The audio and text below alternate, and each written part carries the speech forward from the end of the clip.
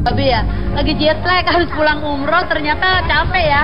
Jadi keluarga ini aja.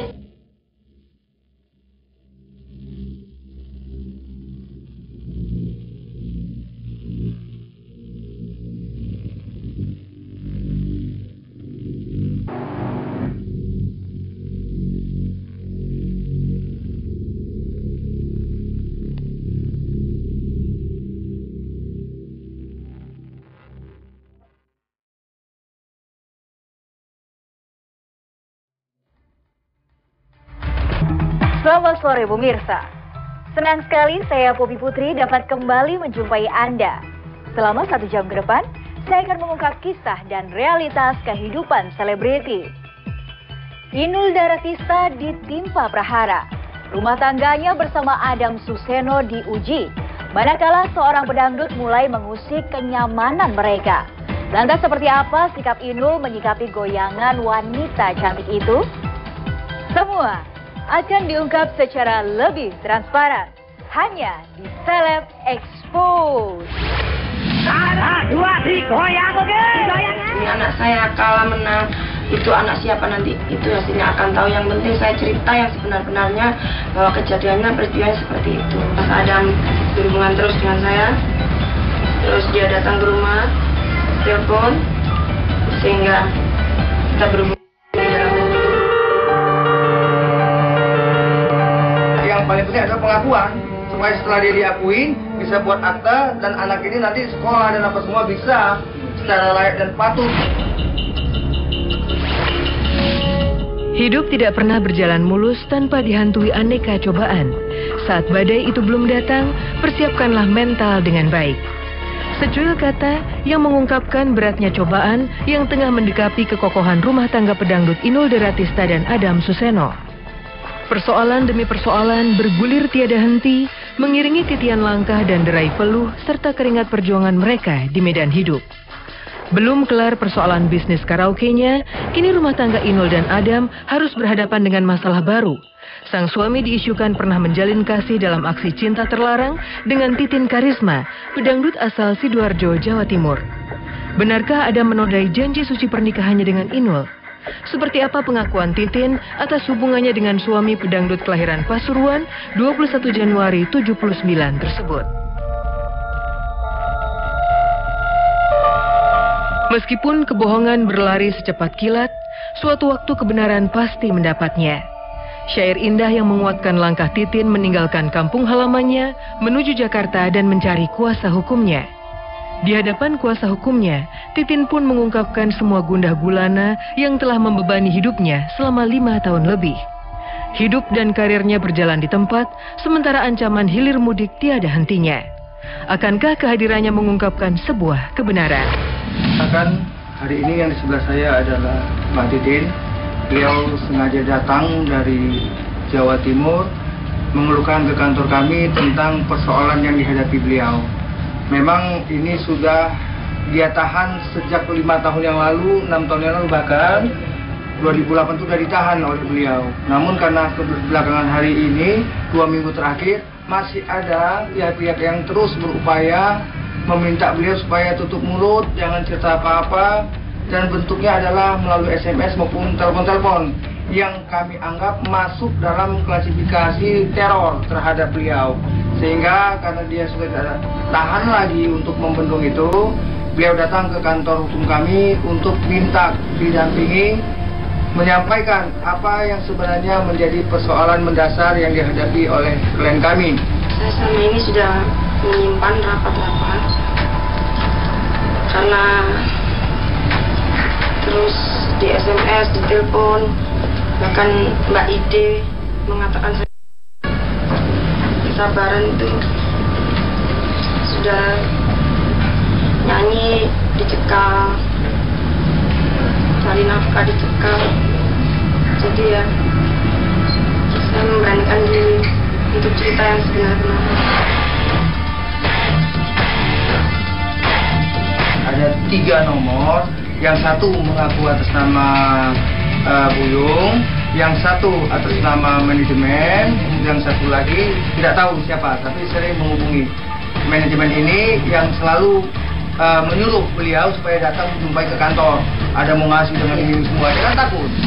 Titin tidak hanya mengungkapkan beban hidupnya, tetapi juga mengisahkan hubungan asmaranya dengan Adam selama ini. Ya, saya pernah berhubungan dengan Mas Adam. Sudah saya melahirkan anak. Buktinya ya, kata-kata dia itu yang dia mengakui hubungan sekali, cuman dia mengatasnamakan Buyung. Sedangkan Buyung itu kan tidak tahu nomor saya yang baru, yang tahu hanya Mbak Inul sama Adam. Ada kata-kata dia mengakui sekali di acara ulang tahun Orari Jawa Timur tahun 2008 bulan September. Di situ yang mengenalkan Mas Buyung. Dari situ dia memaksa meminta nomor telepon sehingga Mas Adam berhubungan terus dengan saya. Terus dia datang ke rumah, telepon saya 1 bulan. Waktu itu Mbak Inul proses bayi tabung, tidak boleh berhubungan dengan Mas Adam, sehingga Mas Adam di Surabaya.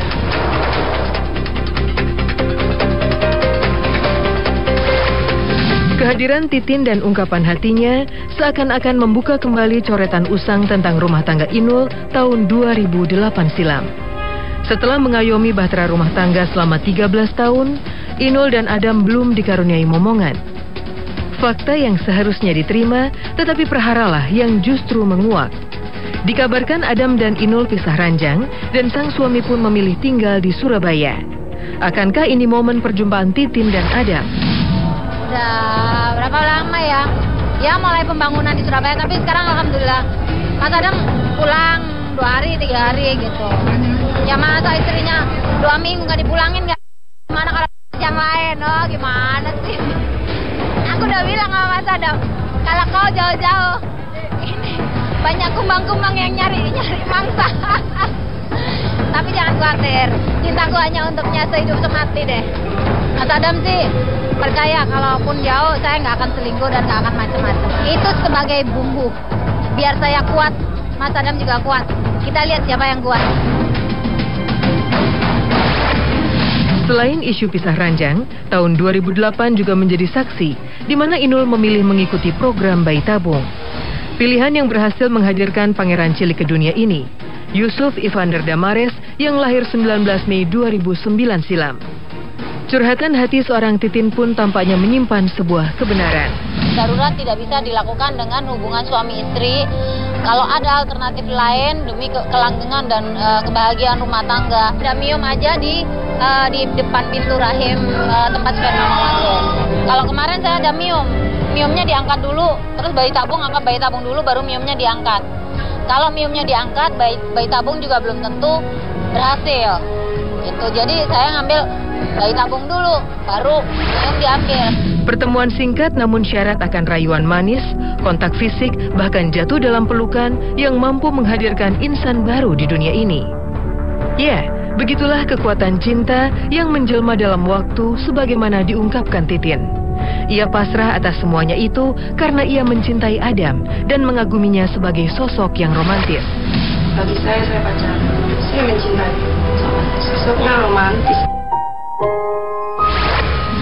Andaikan kisah Titin benar, ya, itulah fenomena cinta terlarang. Kala kenikmatan sesaat menuai petaka yang tidak diharapkan. Rasa sayang, perhatian, bahkan cinta yang sempat terucap berubah total, tereliminasi, dan wajah bertopeng pun hadir sebagai sosok yang baru. Titin kecewa dengan perbuatan Adam yang meninggalkan dirinya setelah dipastikan mengandung buah hatinya.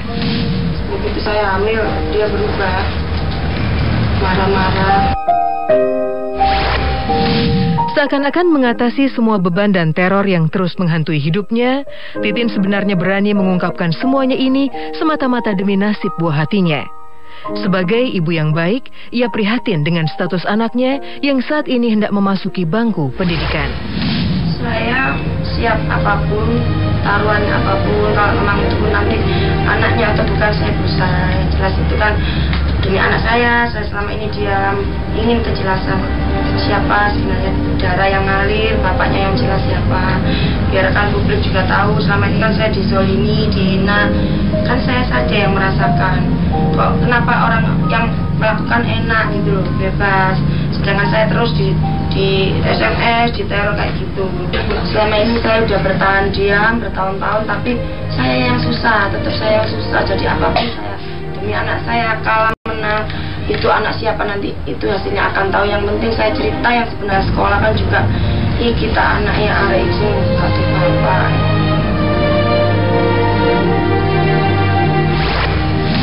Titin dengan gundah gulananya telah mendatangkan berita tak sedap dalam rumah tangga Adam dan Inul. Andaikan waktu memastikan bahwa laporan seorang Titin tidak benar, inilah cobaan yang akan berlalu seiring besarnya kesabaran Inul sekeluarga. Singkatnya, waktu selalu mendewasakan usia dan cobaan mendewasakan perilaku. Seperti apakah kisah Adam dan Titin selanjutnya? Lanjut terus ya? Iya.